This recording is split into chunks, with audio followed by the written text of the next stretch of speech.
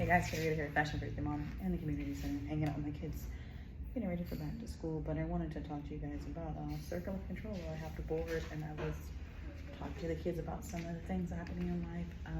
We have funerals in our family, we have schools transition, different ages, people giving birth, job loss, job gain, people graduating. It's rural, it's big, it's multifaceted, all as such. So we are going to talk about some ways to break up your circle of control in coaching. So here's you.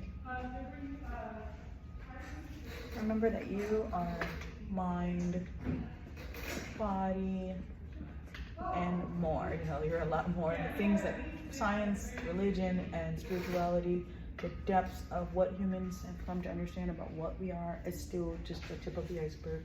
So sometimes just being you and just existing in yourself is a lot, especially if you're a woman and a woman of ambition. Then there's the actual world.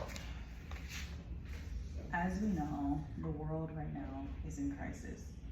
There's war, there is debt, there's health.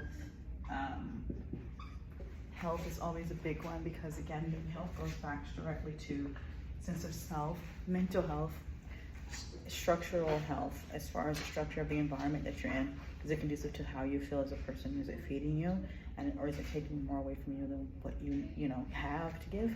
And then there's also a sense of health that we don't talk about all the time, which is just the sense of healthy relationships, like coming and going, how to deal with processing certain relationships, certain aspects of our lives, like aging a few years above maybe 30, and then you see all the people in a crisis and in mind because we have these ideologies of what 35, 37, 47 should be, 50 should be.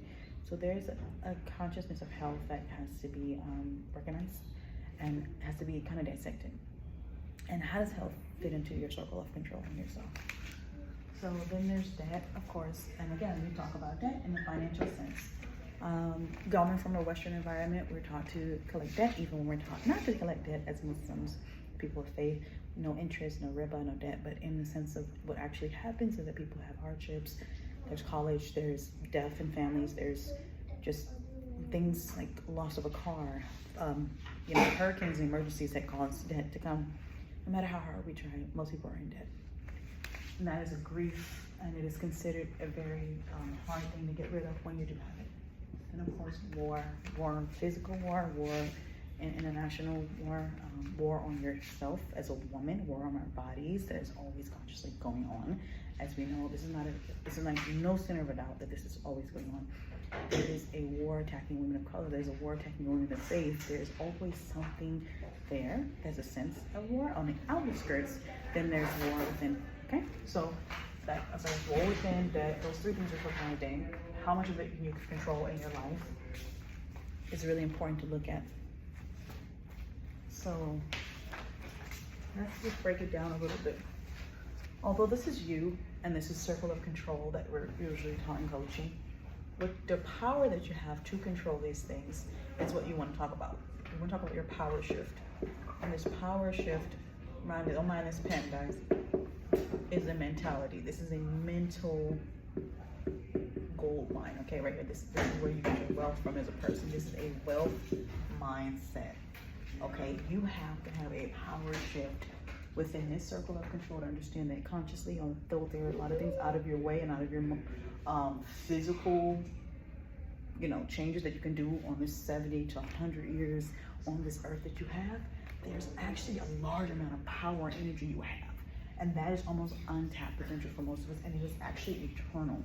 That means when someone does something, you see someone give something as small as planting a seed in any way of life, and then you see it flourishing 2 generations above. And for most women, we have that actuality. We see it in our physical birthing. We see it in our menstrual cycle. We see it in what we're able to give to our community, where women of past generations may not have been able to give. So your power shift, especially with tech, and then what we have now is you have a tech power shift that we can see that's in our control.